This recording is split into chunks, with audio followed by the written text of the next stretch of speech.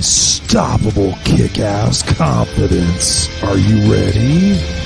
Welcome to the Raw and Unscripted show with Christopher Rausch, where we help you overcome your self-created crap without the self-help fluffy bullshit. Now please welcome our host, Christopher Rausch.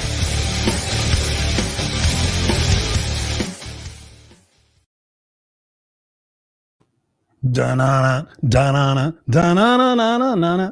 What's up, ladies and gentlemen, boys and girls? It is Tuesday night, 7 p.m. Pacific Standard Time, your place for the Raw and Unscripted show with myself, Christopher Rausch, the place where we help you overcome your self-created crap without the self-help fluffy bullshit. And thank you once again for being here on the video cast. If you guys are listening to this on the podcast, there is also a video cast on this that we do every Tuesday night at 7 p.m.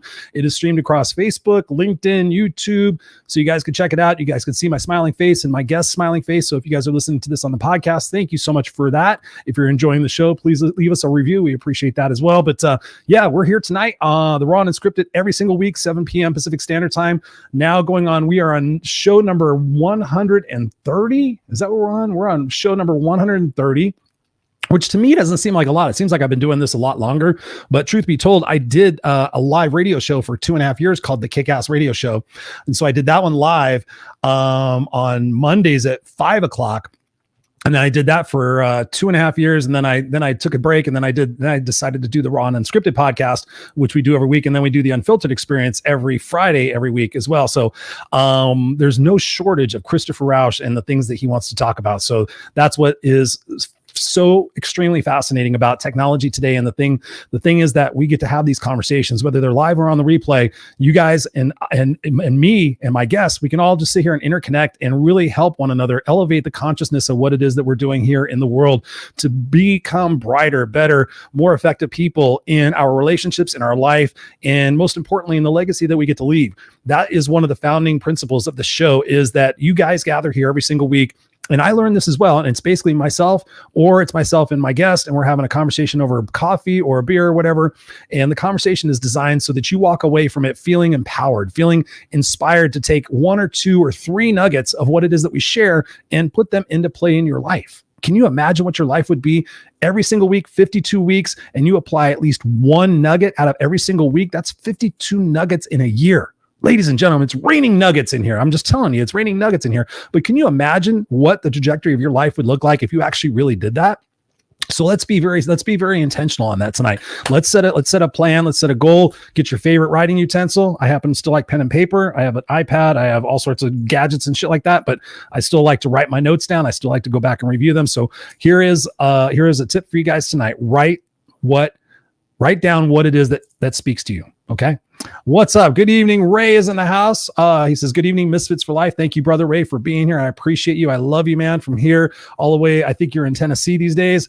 Thank you. Let me know where you're at. I think you're in Tennessee. So thank you, brother Ray, for being here. We got Deborah Hansen in the house. Deborah says, you never disappoint. Well, Deborah, I love you. Thank you. I'm just going to keep this right up here on the screen all night. So thank you, Deborah, for being here. We appreciate you.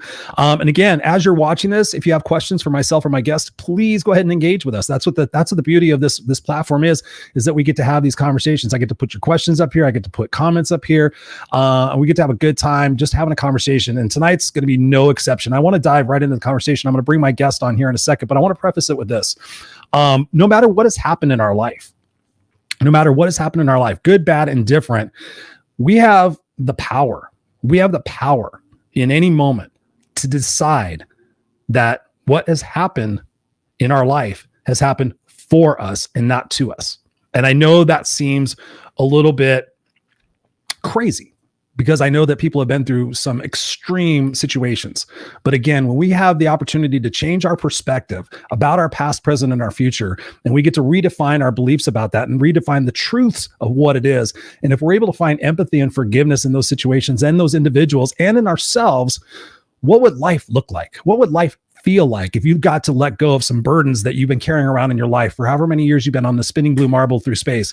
What would life feel like if you got to surrender some of that stuff and you got to heal the inner child in you to be able to move forward, be able to have more effective relationships, loving relationships with your spouse and your significant other, relationships with your kids and your friends and your family? Because ultimately, The purpose of my being here in this world is so that I make the world a better place for who I am and what I do. And that's why I do this show. That's why I coach. That's why I speak. That's why I write books. That's why I do all this stuff.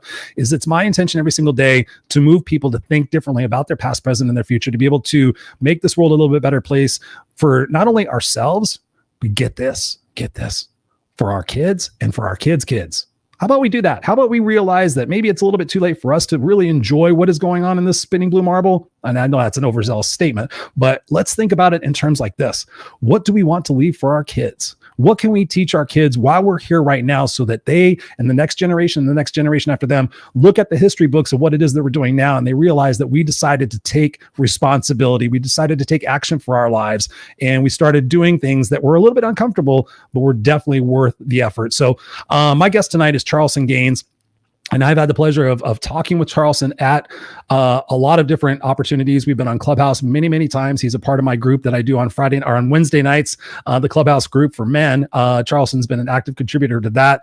Just an amazing soul with a lot of depth, a lot of insight, a lot of experience, a lot of passion, and a lot of love. He cares about people. He cares about you guys. He cares about us in the fact of being able to impart certain amounts of wisdom and certain amounts of strategies that we can actually put into play in our life is massive. So I'm excited to have him be here. Ladies and gentlemen, Charlson Gaines to the Raw&Unscripted show. What's up, Charlson? Not much. How you doing? I'm doing good, man. I'm doing good. I'm rocking and rolling. I'm here in Southern California. I keep having these cold spells and these hot flashes here. So I'm like, 1 minute I'm hot and 1 minute I'm cold, but it's all good. How about you, man? Man, I'm doing well. I'm grateful that I could be here on Raw&Unscripted with you, man, and just you give me the opportunity to share my message. I appreciate you, and even also being in the Clubhouse room with you, man. You got my back from day one. Always, man. We're brothers, man. I always say it whenever you speak on Clubhouse, and you've also been on the Unfiltered Experience, my other show. And that's the power of your presence, man, is that I just want to expose you to so many different people because you have that heart-centered, soul, vulnerable aspect of yourself that's not better than anybody else. You're not trying to come off as being preachy or anything else. You're a dude like me that just says it from the heart. You just have more eloquent way of saying it than I do. I kind of come off like a a caged animal. Oh, you guys better get your shit together, right? And then you're a lot more eloquent in that. So one of the conversations that we're having tonight, and I think you heard me as I was opening for the show, and talking about the strength that we have to be able to own the responsibility and own where it is that we are in our journey, wherever it is I'm 52 years old, whether you're 30, 20, 50, 70, 60, no matter the age, we invite you guys tonight to be able to have this opportunity with Charlson and I to discover how to reconnect with your soul, how to repair some of the damage that you believe has been done in your life. And Charlson, I just want to kick it off with just talking about the fact that there's so many people right now at the time of this taping, we've been through COVID, we're going through COVID, depending how you look at it. And a lot of people have really been awakened to the fact that either they're more of a victim than they really thought they were, or they're more of a victor than they really thought they were. And so talk to us about that. Talk to us about the mindset of what we need to recognize in ourselves, that if we're potentially more of a victim than we actually perceive ourselves to be. When you say that, it's the idea that maybe you felt more like a victim or a victor during the last 18 months or so. But in reality, if you feel as though you've been victimized in the last 18 months, you've probably felt that way your whole life, because you didn't all of a sudden have a mindset shift. You didn't, in February of 2020, you were not thinking, I am responsible for my life. I am the owner of my mindset, my life, my happiness. And then in March, you decided that something else was responsible. And so when you look at your own life and you say, am I a victor or am I a victim? Am I surviving or am I thriving? That's a reflection more of your mindset than any external thing that impacted you. Now, at the same time, a lot of us experienced a lot of pain and trauma over the last 18 months, or from people passing away from COVID, social unrest, and even me being a disabled veteran, looking at how the events in Afghanistan impacted people's their minds and their hearts. But if you had the mindset of ownership before that happened, then you bounce back to your default mindset of ownership. So no matter what happened to you in the last 18 to 24 months, don't walk around blaming external events for how you perceive yourself. So how do we get out of that blame game? Because I know a lot of people, when I tell people, first it's about being aware, and then the next step in that is to be accepting of the situation. And part of that acceptance is sometimes people will blame, I blame my father. I'm this way because of my dad. I'm this way because of this. And I'll never be any different. It runs in my family, all that other stuff, versus being able to accept responsibility and say, you know what? All those things may have happened to me or may have happened for me, but I'm at this point in my life where I can sit there and realize it wasn't my fault. It's my fault right now if I continue to be that victim, but it wasn't my fault to have those things happen. How do we get out of that blame game? Wow, I just had 175 thoughts. Just 175. Yeah, it's just all over the place, because I tell you that when you look at, this happened to me, this is my parents' fault, and those kinds of things, you can think that if so-and-so hadn't done this, if my mom or dad hadn't done this, then I wouldn't have responded this way. And so my life is bad because of them, right? And so what happens is, if you've accepted that, if you're comfortable with that, then you're going to continue to be like that, because you've decided that your life doesn't suck bad enough for you to change it. And so, regardless of what anyone else has ever said or done to you, that's your problem. I mean, what someone did to you 25 years ago, are they going to come up to you now and undo it? Maybe they've apologized. Maybe they've forgotten about it. It doesn't even matter. You have to choose you. You have to choose your life. You have to choose ownership. And if your life is still in the hands of someone else, then what are you going to do? Go ask them permission for you to be happy? Are you going to ask them permission for you to stop hurting? Or are you going to decide that it's time to stop? And so when we talk about how we can change things, it starts with a decision. The decision is first. I've decided I'm going to do things differently. I'm going to live differently. I am going to be different. When people make that decision, I am going to be different, quite often the first thing that happens is the emotion side of their brain pops up and says, but you can't be. Mm-hmm. And so between their decision and action is fear and insecurity. So what they have to do, they have to choose discipline. Ooh, that funny word. I cannot change my whole life right now. What can I do right now? Like, if you want to be a millionaire, you're not going to go make $1 million right now. What can you do?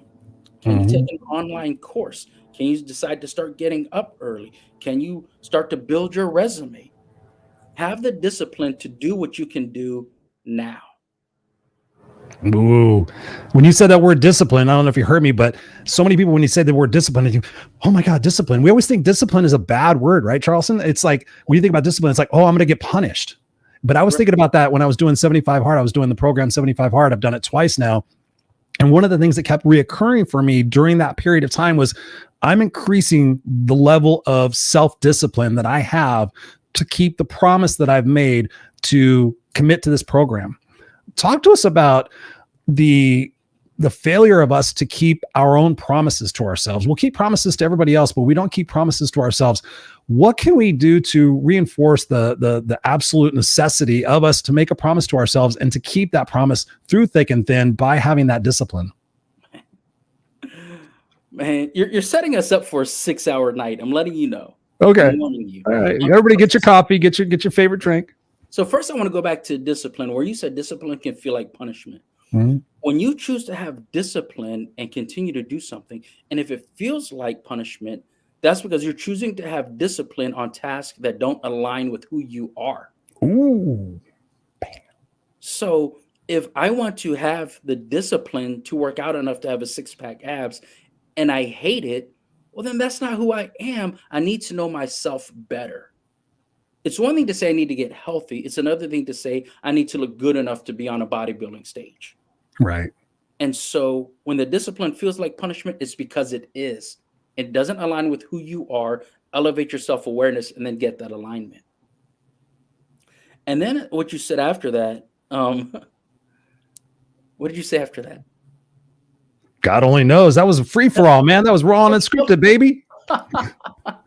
No, talking about keeping the promise to ourselves to have that discipline, right? You know, and I think about, if I make a promise to you, like Charlson, I promise I'll call you tomorrow at 8:00, or I promise I'll do that because I have the integrity of my word that I don't want to let you down. But it's amazing how we let ourselves down. See, I've actually thought about this so often, and I haven't made any content around it, but I've been thinking about it for months. Here's your When time. you keep your promise to someone else, it has nothing to do with your integrity. It has to do with your respect for that person. Because when you make a promise to yourself, your integrity hasn't changed, but your level of self-respect is not equal to your respect for other people. See, you keep promises to people that you love, that you care about, that you respect. You keep those promises. Why don't you keep promises to yourself? That is a reflection of how you feel about yourself, whether you feel insecure, whether you feel like you're not worthy of respect, or maybe keeping that promise is scary to you. And I'm gonna tell you this. This is something there's so many thoughts that I have all the time, right? But here's the thing. So many people don't chase their dreams because they feel insecure, they feel like they are unworthy.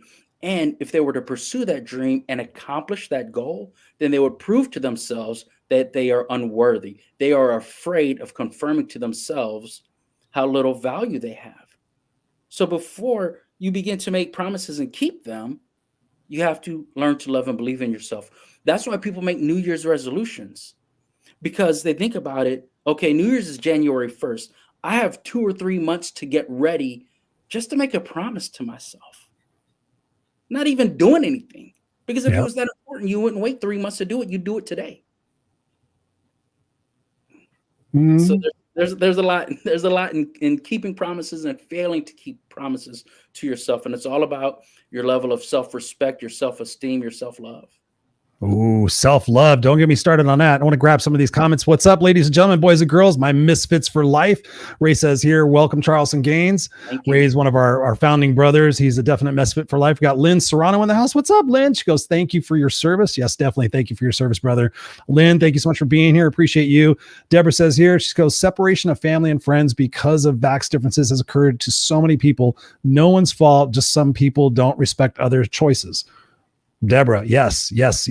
I mean, there's a lot of different ways to jump off on that. I happen to live with somebody who is massively for vaccination, so I hear a lot of her arguments and her pro arguments that she's doing on TikTok. So I hear that, but I also get it, that everybody has their choices and decisions. And if I wasn't with her, I'd probably have a different choice. So yes, absolutely. But it's, it's really just about respecting each other and saying, hey, listen, if that's where you're at in this journey, that's fine. That's for you. Here's what I'm going to do to protect myself and whatnot. But honestly, when it breaks apart families and friendships and things of that nature, I just scratch my brain. I just sit there and think about, was there really a relationship before, or was it just all bullshit? And this is just like the breaking point for people to realize that they're in a relationship they don't need to be in. We got, Deborah says here, she goes, it's none of my business what anybody else thinks. Yes, absolutely. It matters what you think, because at the end of the day, when our journey is over, the only person we're going to have to think about and be with is ourselves. So when we're dying, we get to go back and go, am I happy with what I did? Am I proud of who the person I became? Am I proud of the legacy that I was living right now up until the point I was dying? That's my biggest fear, Charlson, is that when I go, I'm doing something that's not congruent with the fact of the legacy that I want to live. So it's imperative to me to be always looking at, how can I live that legacy? How can I, because I'm so passionate about it. You were talking about it before. If you're not committed to it, you're not going to be doing it. When I created my legacy, that gave me a big enough why. That gave me the leverage to do things that were uncomfortable, to do things that were uncertain. So we're going to talk about that in a second. We got Jordan Michael Thomas in the house. He goes, what's up? He goes, hey, Christopher, what's up, Jordan? I'm going to get back to you, brother. I just got a million messages, so I'm going to let you know about Thursday if we can do that. Jordan's here in Southern California. We got Robert Brooker in the house. What's up? This is good evening, Christopher and Charlson. We got a bunch of hellos. My family here, they come on, they say hello, everybody. They say hello. Deborah says here, I have to be accountable to myself. So, Mr. Gaines, talk to us about a point in your journey, because I'm imagining there's been points in your journey where you're not have been so confident or self-assured or things like that. What are maybe some situations in your life that have caused you to evaluate your own presence, your own mindset, your own confidence, to change your life from maybe perhaps where it was? Wow. So what I'm going to do is I'm going to go back to the vax, anti-vax argument. And so this person that has been like a brother to me since I met him in 1996. Wow. he and I are on opposite ends of the vaccination debate or whatever, right? And things are getting heated. And then I had to think to myself, right? Because there's a gazillion people, no matter what side you're on, there's a gazillion people online that agree with you. And I thought about those people and I thought, if I was getting my ass kicked in the street, would they show up and take punches for me? Or would my boy show up who I've known since 1996? And that was my answer to how deep I'm going to take this argument. Because it's like, dude, I know he would take and throw punches for me in the street if I was getting my ass kicked. If you agree with me on Twitter, that does not mean you have my back. Oh, I love that. I had to choose. I had to choose people over data, people over information. Because I know who got my back.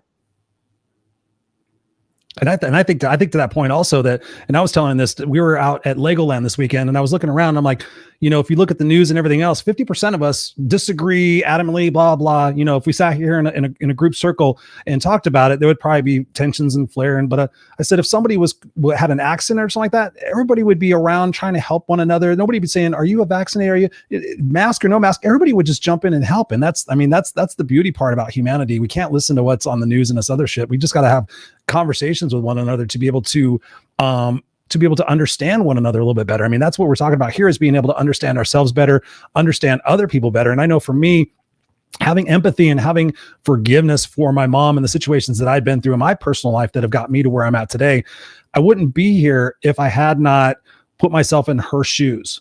And so when I think about that conversation is like, I have to put myself in somebody else's shoes. What have they grown up with? What ideas have they been, have their heads been filled in, so I give them that leverage, like, okay, you have your beliefs, I have my beliefs, and, the world goes on. You can do what you need to do. I can do what I need to do. But in your own journey, where have you had to evaluate yourself to be able to get on the path that you're on today? Because I can't imagine it's always been easy. Man, there's so many things. Well, I'm going to talk about specifically choosing mental health. And then, of course, you can ask me more on top of that. Sure. But just choosing this journey, I'm going to tell you, man, this started back in high school. And, one thing we were talking about, you and I had spoken about, was how, kids are not responsible, minors are not responsible for the actions of adults. And so what I'm going to say, I'm going to give you a trigger warning. It sucks. And it wasn't me, it was what was happening to someone else. But I was dating someone in high school. And we were together, I don't know, we might have been together 2 or 3 years. But after about a year or so, she let me in on a little secret. She'd been being molested by her father. Wow. And she told me that there were times where she had to do things for him in order to get him to drive her to my house. Whoa. Yeah. And needless to say, 30 years later, that's still fresh on my mind. And then there's just moving forward throughout my military career, there's so many instances where people are they're hurt, right? Whether I've lost people to suicide, like murder, suicide, just people in accidents, hearing people's stories.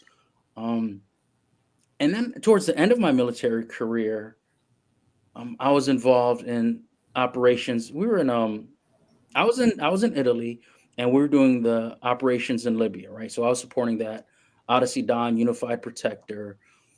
And with technology, by this point in time, 2011, you could watch stuff happen live. And I'd already been caught up on the intel. I was an intelligence analyst, so I knew what was going on with the Arab Spring and the protests from Tunisia to Egypt. And man, I didn't want to be part of the killing anymore. I just didn't want to do it. I saw what was going on, and you could say these guys are good guys. These guys are bad guys. But I was involved in the killing, and I didn't like it. So when I retired from the Air Force, like, I'm not going to be a part of that anymore. I'm going to be part of helping people. And then through this journey, I recognized that so much of our helping actions are reactionary. right? Like, so if you tell me that you are about to do something like extreme, oh, I will help you as much as I can, but did I not have an opportunity to help you a month ago? So how do we be proactive in helping people heal, helping people turn the corner, get over the tipping point? And the answer is emotional intelligence, positive psychology, empathy, build real relationships. And when you build real relationships, internet arguments about medicine don't end those relationships. Ooh. Bam, bam, bam. Medical arguments don't ruin those relationships. Okay, so you said something in there. I mean, there was a couple of things you had said in there. What do we need to do as responsible adults to change the script that we've been saying over and over again about that blaming situation, about, oh, I'm this way because of that?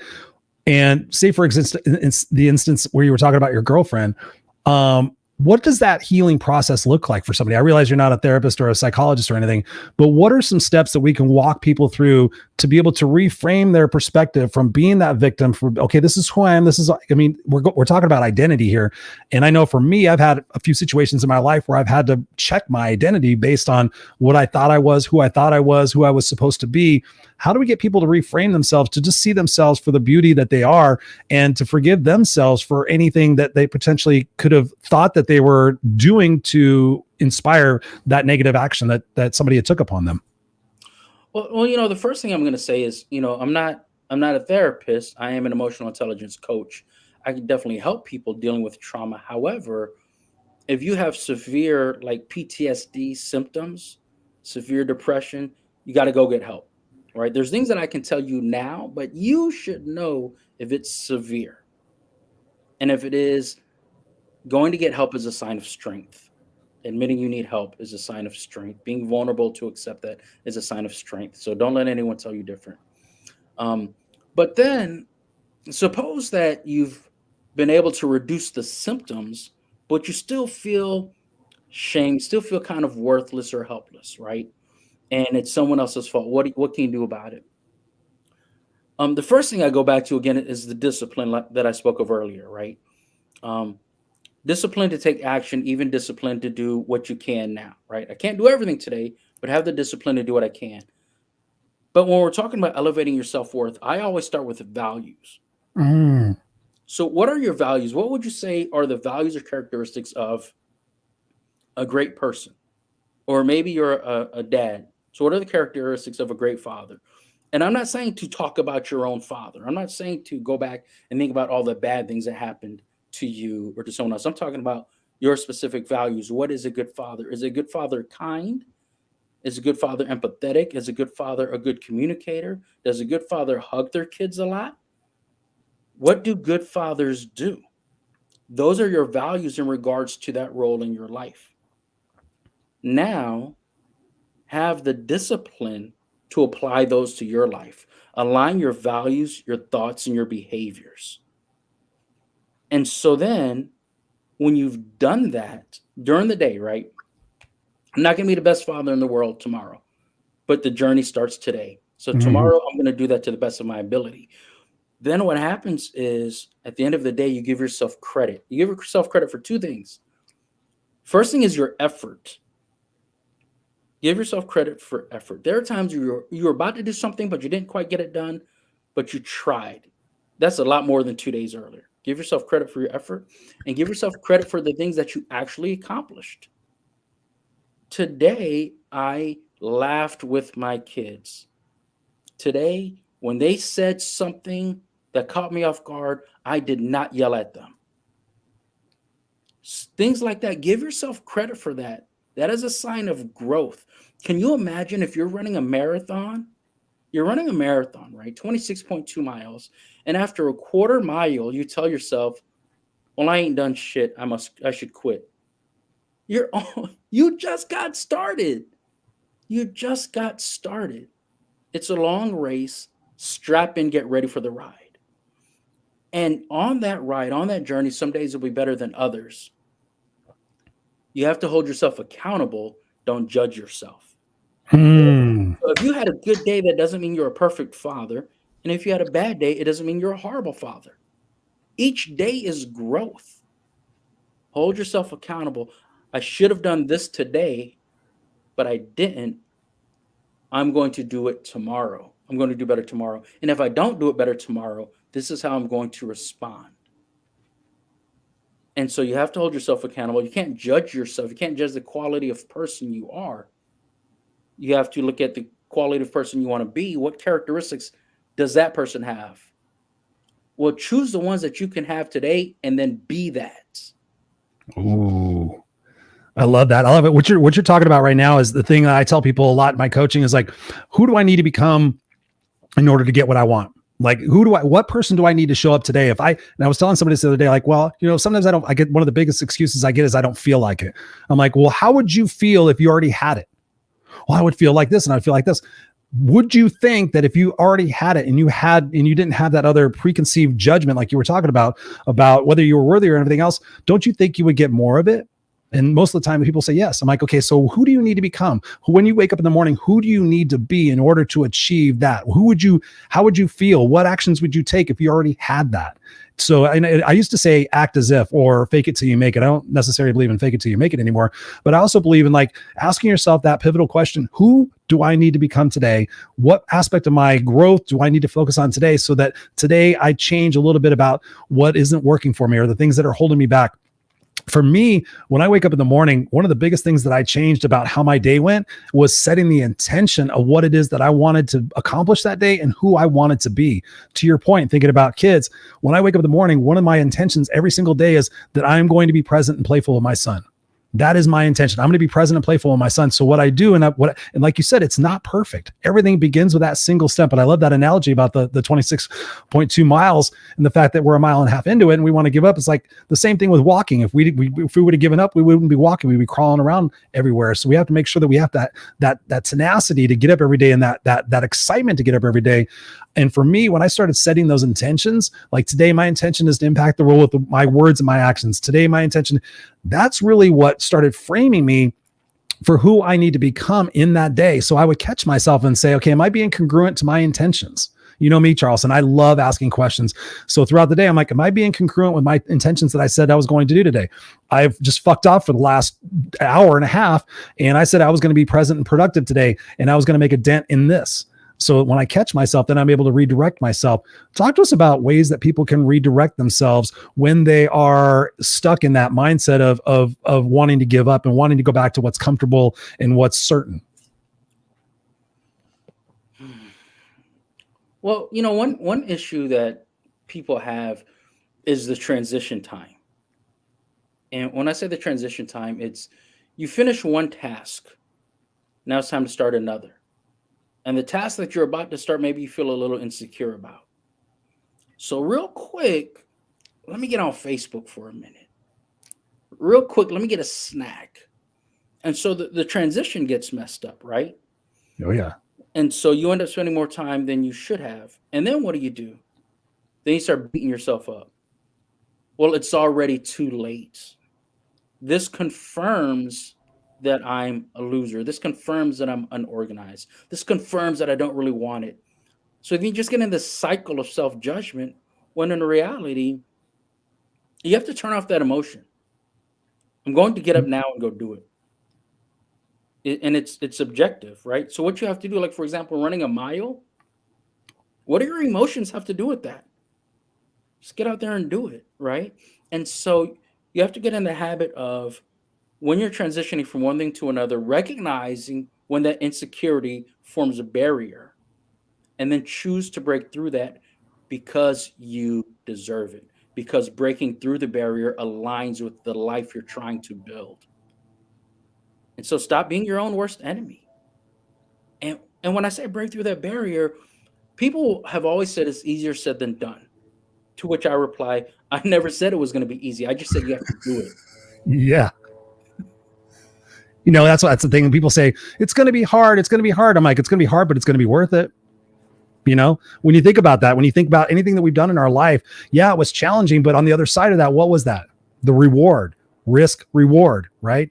And that's the thing. I think I was talking with somebody the other day, I was being interviewed in Australia, and they were asking me some sort of, I'm going to try to remember the question, but ultimately the crux of it was that it ultimately comes down to the way that we communicate with ourselves, right? When we think about the words that we use with ourselves is really going to be, my opinion, dramatically impactful, either positively or negatively, in the outcome of what it is that we're focusing on. So for me, I really tend to choose my words very carefully now because I know that words have power. Talk to us about the power of the self-talk that we do with ourselves that potentially gets us in those situations. When I think about self-talk, I think about people have their habits, so they don't even realize what their self-talk is all about. Like if you could go back and count the number of times you insulted yourself, you'd be surprised. If you could count the number of times you complimented yourself, you'd be surprised. But if you feel worthless, then you don't even feel like you deserve those compliments. And so there's this cycle that you create with for yourself through your habits. This negative self-talk, this self-judgment, this insulting yourself. I tell people, if you have a hard time saying something nice to yourself, keep practicing. Every mistake that you make is confirmation that you're a human. That's all it is. That's the data. That's the information. And so get over it. Like it sounds simple, but think about this. Who has the right to talk down to you and talk shit to you all day? Who has the right? Nobody. Not even my wife. I'm kidding. Yeah. Love you, honey. But no one does that more than you. Like Yep. no one insults me more than I insult myself. No one talks down to me more than I talk down to myself. So if I don't like being insulted, then why don't I stop? And the thing is, you have to get to the point where you can do the hard things. We have to quit trying to find the safest or easiest method. You got to do the hard stuff. You got to look in the mirror and say, the reason why your business is failing is because you don't do anything. The reason you still have a gut is because you're going to start a diet tomorrow for the last 855 days. And so when you're honest with yourself and that conversation is hard, then having discipline gets easier because the pain of remaining the same grows and intensifies. Ooh, the pain of staying the same grows and intensifies. Yes, pain versus pleasure. That's what Tony Robbins talks about. That really, ultimately, we were talking about the other day. Somebody asked me if you have to, is it true that you have to hit rock bottom in order to change? I said no. I said you don't have to hit rock bottom, but a lot of people really do because they get in that creature comfort. They get ignorant to the reality of the situation. And a lot of people are into their short-term gratification, so they don't ever come up for air to realize that 20 years has gone by and their life is wasted. And I'm seeing a lot of people going through that, especially with COVID and everything else. But I'm finding my target client now is somebody who is considered comfortably miserable. They're okay. They're good enough. But now they're realizing like good enough sucks. I don't want to be good enough. I want to be great. I want to be excellent. And so people are deciding now to raise the bar and raise their standards and change the language that they're using on themselves to be able to change the results that we're getting. That's massively important. There's a book out there called What Not to Say When You Talk to Yourself or What to Say When You Talk to Yourself. It was a great book for me because I didn't realize how much of that negativity, I didn't realize how much power was in the words like, oh, there you go, Chris, being stupid again. You just think you're saying something like that. But when you, like you said, if you catch yourself and you counted how many times you say that stuff versus how many empowering things you say to yourself, that's where the juice is. That's where the juice is. I want to go back to Deborah's question up here. Excuse me. She said, how about when friends and family are condescending about your choice, vax or anything, and you care about what they say and it hurts you, but you stand by what your belief is? Yeah. I mean, it goes back to, wanting people's judgments. What are your thoughts on that, Charlson? Again, it's simple, but it's not easy, right?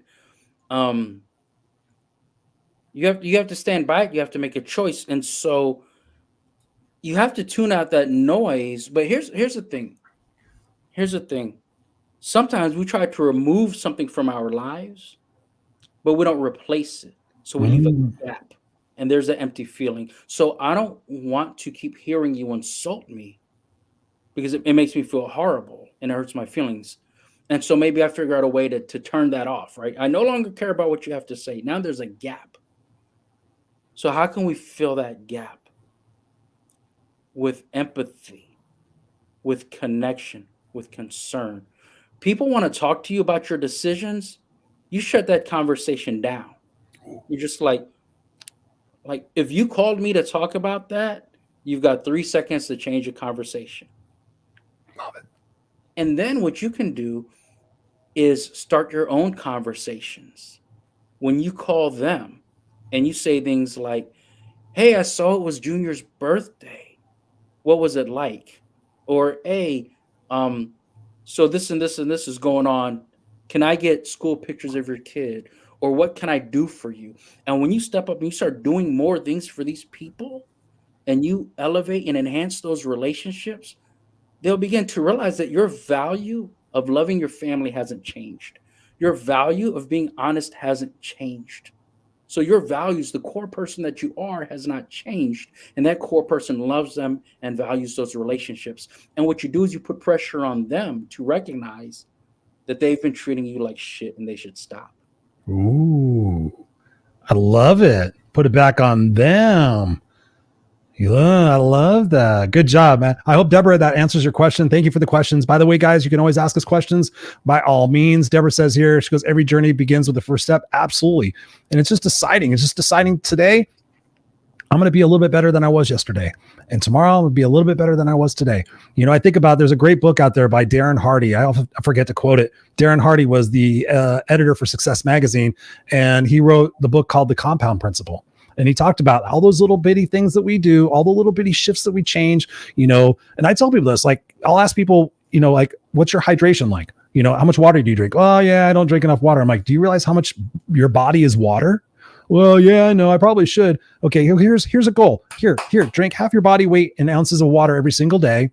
Get a little bit better sleep, eat a little bit better, get a little bit of exercise, maybe journal for 5 minutes. Oh, Chris, you're asking me to do so much. I'm like, no, I'm asking you to do a little bit of everything, because all those little bitty steps are going to compound interest. You're going to start getting better sleep. You're going to start feeling better. You're going to start acting better. You're going to start having more things show up in your life. It's all a cycle. It's all about vibrational energy. It's about waking up and saying, I'm going to put myself first today.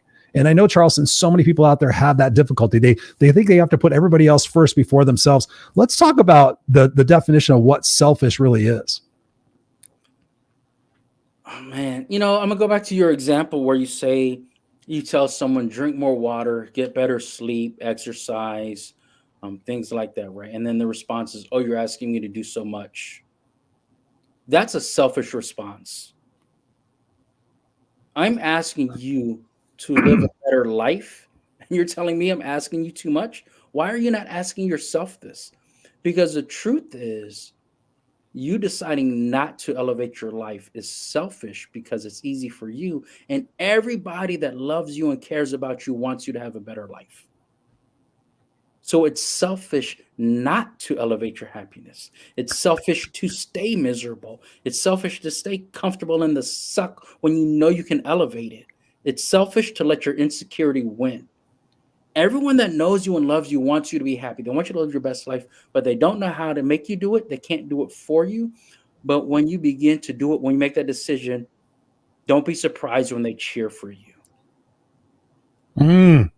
Let's talk about that. That's a great point. I want to capture a couple of more comments, and then I'm going to ask you a question about that.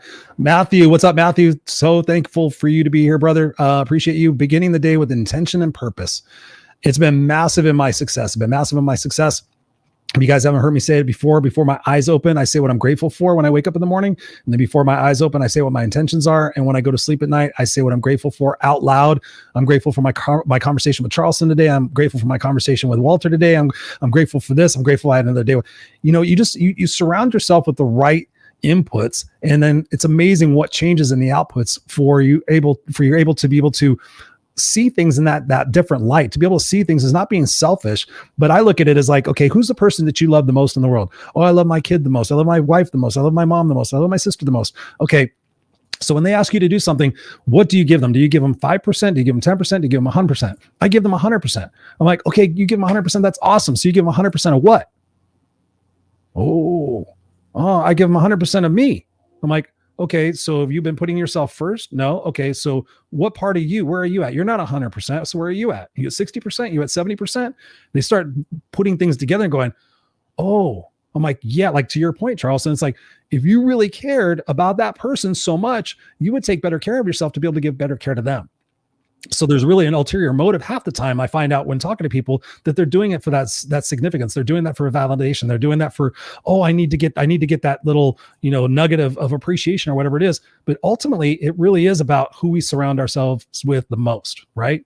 Talk to us about that, because I know for me, when I hung around all my bros and all my homies and all that other stuff, oh, I got you back, dude. Da, da, da. When I told them when I was 17 years old, I was going to go back to school. Guess what they said? What are you, stupid? What the fuck are you going to do that for? Oh, Mr. Smarty Pants. I'm like, you guys are my bros. You guys are my brothers. But now you're trying to keep me stupid like you. Once I started getting around different people, no offense to them, they have to live their life. They're on their journey. Once I got around different people, a lot of things started shifting for me. Talk to us about that. Talk to us about being so loyal to people and being loyal to our brothers and our sisters, even our family. I mean, I wished my sister well back in 2005. Talk to us about the importance of being around the right people to have those right inputs. Part of it goes back to what you said earlier about the vibrations and the energy, right? It's simple as that. When we are around positivity, we will begin to emulate that. We will share in that energy, that vision, right? That effort. And when we are around failure, well, then we begin to emulate that. And the reason why is because we're social beings. We want companionship. We want to belong to a group. And sometimes being a part of a group that sucks is what you're used to and it's comfortable to you. And then you have to recognize, you have to be real with yourself and say, my comfort zone sucks and I don't even like it, but I'm scared to get out of it. And what you do is you don't sit there and judge yourself. You don't sit there and have all these negative thoughts about yourself. What you do is there's so much stuff out there where you can just connect with people. Who has a positive mindset? Who is doing something that I would like to do? Let me just connect with them. And maybe it starts with just reading their content online. Then you comment a couple of times. Because when we're talking about changing your network or the people you hang around, we're not saying dump all the negative people and replace all of them tomorrow. Every aspect of improvement in your life is a process. And so you're not going to stop loving anybody. I love you, bro. But when I'm out here trying to elevate my life, you come with me, or I'll say hi when I come back, and I don't know when that's going to be. I love that. Yeah. Love for you doesn't change, but my effort, my energy is going to change because I cannot hang around people who are where I'm trying to leave. Think about it physically. If you're in a low income, impoverished area, you want to leave. You love the people there, but you want to leave. You want to physically get out of there. The same goes with misery. If you want to get out of misery, get away from miserable people. Ooh, and don't be a miserable person that people want you to get away from. It's crazy, man. We've already been talking for 48 minutes. Like the time with you always goes like fucking fast. It's crazy. I did a show not too long ago. I won't name the guest, but like 20 minutes into it, I was like, oh my God, there's still another 25 minutes to go. I won't say who it was, but man, I appreciate you so much for being here. I want to capture a couple of these comments. Where can people continue the conversation with you? Because I know people are going to want to. Where can they continue the conversation with you? Well, the easiest ways really are LinkedIn and Instagram. On LinkedIn, Charlson-Gaines. And then on Instagram, it's at Charlson Gaines. It's just my name. Yeah, so, DM me, let me know, and we'll talk, and don't be shy. Ask me a direct question. There's no E in my name. Oh, shit. There, see, that's all right. Block user. We'll fucking change that. That's funny. Normally I have this shit already done. Charlson. Yeah, so I mean, just be direct, ask the questions. Let's have the conversation. And the thing about it is, I love this. I love to help people. I'm available. Take advantage. Yes. Brother, I want to, what Deborah says here, she says, hang out with Christopher Rausch and grow. Absolutely. That's what I'm doing. Andrea's in the house. She says, if you could give 100% to others, you can give 1,000% to yourself. Ooh, 1,000%. I don't know if we can do that, but absolutely. You know, it really is about it's just being aware, taking action, taking responsibility, deciding that you've had enough of where it is and being comfortably miserable and hoping, wishing, and praying that someday things are going to change. Deborah says here, gratitude is a huge motivator because it magnifies the things that you value. It's so true. I've realized, I was just talking with a buddy, a new friend of mine tonight. We were talking about our corporate careers and how much money we've made and ego and status and all this other stuff. And interestingly enough, we both just met. We both value freedom, time with our kids. You know, money is great and we appreciate it, but at the same time, it's about the moments, it's about the legacy, it's about the impact, because we don't ever know what it is that we're going to be going onto our next journey. So it's so important that we cherish these moments right now. So I cherish my moments with you, Charlson. I appreciate you, brother, so much for being on here. I don't want to, because I know we could go on for another couple hours, and I always promise that I'll get the show done over in an hour, because I know a lot of people are on the East Coast. But man, thank you so much for being here. I'm going to stick you backstage in the green room. I'm going to finish out the show. Don't go anywhere. But we're going to be conversating in just a second. But ladies and gentlemen, Charlson Gaines on the Raw&Unscripted show, brother. Thank you so much for being here. Any final words before we go? My final words are, for everyone listening, you deserve to be happy. As simple as that. From the moment you were born to right now, you deserve to be happy. It's not something you earn. It's not something that you have to be awarded. You deserve it. And it's a process. It's a journey to elevate your happiness. It really is. If you're unhappy, but you're worth the work. You are worth the work. Put in the work, elevate your happiness, because you deserve to be happy. Thank you, Chris, for having me. I appreciate you. You're a beautiful human being. Don't go anywhere. Charlson Gaines, ladies and gentlemen. I'm literally looking up at the clock going, maybe it's 31? We've already been talking for 50 minutes. So if you guys found value in this, which I'm sure you did, please consider sharing this out, and just don't just share it out with a message. Share it out. Say, hey, you know, Charlson said this, and, you know, just share out a little bit so that people can get an idea of what it is that you're learning and what it is that you're doing on your journey to gain more awareness in how to change what it is that's not working for you. That's what we've been talking about tonight.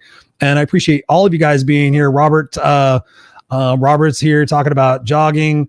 Thank you so much, buddy, for being here. All of you guys. Colleen's in the house. What's up, Colleen? Thank you for being here, sweetheart. You're amazing. You guys are all amazing. So this is really about, again, going back to the simplicity of this. It's about being aware. So you can ask yourself the question, am I happy in my life? Yes or no? No. Okay.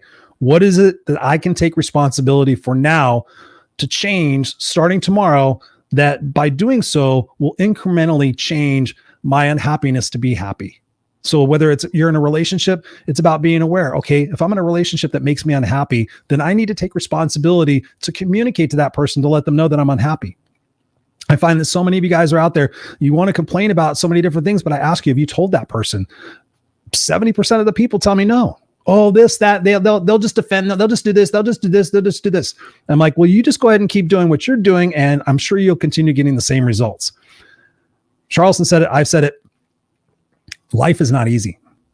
No, it's not easy. I've been to hell and back. I've had lots of scars, lots of opportunities, and I know that life is going to continue affording me opportunities to challenge myself. But when I look back and I think about my life, the times I grew the most were in those dark, challenging times. We're in those times where I wanted to give up. We're in those times where I was just like, what's going to happen? And trying to figure out what's going to be next, and having to trust that the journey is happening for me and not to me. Without those challenging times, without that perspective to see that life is happening for me and not to me, knowing right here on my tattoo that says, what doesn't kill me only makes me stronger. I tattooed it on my forearm, ladies and gentlemen. I'm living fucking proof. I put it on there. What doesn't kill me only makes me stronger, because I have that perspective. I have that perspective because when I look back and I see all those challenges and I see where I've grown from, I can also take a look and see how many people I've helped through coaching, through speaking, through these shows, through my blogs, through everything that I've done based on those experiences. I'm so thankful for those experiences. I'm so thankful for those challenges. I'm so thankful that I had somebody or something to get me through those opportunities. So you got to think about who are your five? Who are the five people in your life? Who's your team? When you think about the acronym team, who's the person you trust? Who's the person that empowers you? Who's the person that holds you accountable? And who is your mentor? Who are those people? And those people, I asked people that same question as well. And they're like, well, one person is all of those people to me. That's a lot of pressure for one person. And that's not going to give you the results that you want. So put your team together, ladies and gentlemen, put your team together and decide that when you wake up tomorrow morning, that you're going to take action on just one aspect of your life that you want to change, whether it's your health, whether it's your relationships, whether it's your career, whether it's your finances, whether it's your eating, whatever it might be. Just make a decision that tomorrow you're going to wake up with gratitude and intention that you get to focus on that. And I promise you, as you continue to focus on that, as you get people in your life that hold you accountable, that empower you, you will change. You will become stronger. That's why I'm a coach. That's what I do for a living, is people come to me and they sit there and say, hey, Chris, I'm comfortably miserable. I'm missing some aspects of my life, but I want to change that because I want to have a rocking kick-ass life. What is it? And Charlson said it at the beginning. What are your values? You know, it's something, and I don't talk enough about it on the show. And actually, I need to do this as well for myself. When's the last time we wrote down what it is that we really value? And then put a check mark next to it when we're being congruent or incongruent to our values. Again, we have to ask ourselves those empowering questions to say, am I being congruent to my values right now? No. Okay. What can I take responsibility for right now to change that? You got to catch yourself in the act. You got to catch yourself in those moments. And most importantly, you have to have a big enough why. So you guys have heard me talk about it before. What's your eulogy? What's your legacy? What do you want to be remembered for? And wake up in the morning with that intention of fulfilling that legacy. Make this world a better place for who you are and what you do. You know, pour into your kids, create a foundation, create a nonprofit, create something that gets you excited every single day to right a wrong that's going on in the world. Whatever's pissing you off, figure out a way to fix it and solve it. And I promise you, when you wake up and you have that gratitude, you have that intention, you have that excitement, you have the team building around you, you have your why, and you have the decision in your mind that you're going to be disciplined with your actions. You're going to keep promises to yourself, and you're going to hydrate, and you're going to do all these different things. Tell me that your life wouldn't be better. Tell me, I dare you, type it in the comments. My life would not be better if I did all those little bitty things, all those little bitty components. But here's the deal. You have to cut off from the short-term gratifications. You got to cut off from spending 2 hours on Netflix and binge watching this shit and doing this and doing whatever it is. You have to focus on your life. This is your life, ladies and gentlemen. This is your life. And there is no guarantee for tomorrow. There's no guarantee for the next 10 minutes. So why not have sincere gratitude for every single breath that you get to take, for every single moment you get to have with your family? As soon as I'm done with this broadcast, I'm going downstairs and having dinner with my family. I'm going to be in dad mode. I'm going to give my son a bath. We're going to have stories. We're going to play. I'm so grateful for those moments because I know that people have not woken up from sleep last night. They died, and they don't get to have those moments with their kids anymore. Cherish your moments, ladies and gentlemen. Cherish the ability that you get to change what's not working for you, and that you get to be responsible for your life. You don't have to blame anybody else anymore. Today is the day you take responsibility and you start putting things into action, because I promise you 6 months down the road, you're going to look back and you're going to be so grateful that on October 26th, after watching the Raw&Unscripted show with Christopher and Charlson, you're going to be so grateful. 6 months. Give it. I love you guys. Let me see if there's any other questions up here, anything. I just want to recognize you guys. Deborah says here, I shared on 3 of my Facebook groups, value. Thank you, Deborah. I appreciate you so much. I really, really do. Robert says here, I enjoyed Charleston when he was a guest recently. It was a treat to see him just at the right time. I believe Robert was talking about the fact that Charlson was on the Unfiltered Experience, my Friday night show as well, with my buddy Scott Goyette. Andrea says, it is the challenges that make us grow. So true. Deborah says here again, if you don't like the view, change your paradigm. You're a smart lady, Deborah. I appreciate you guys. So with that, with 2 seconds or 2 minutes left, guys, be the change you want to see. If you have never had a complimentary coaching session with me, reach out. I'll send you the link. We'll have a conversation.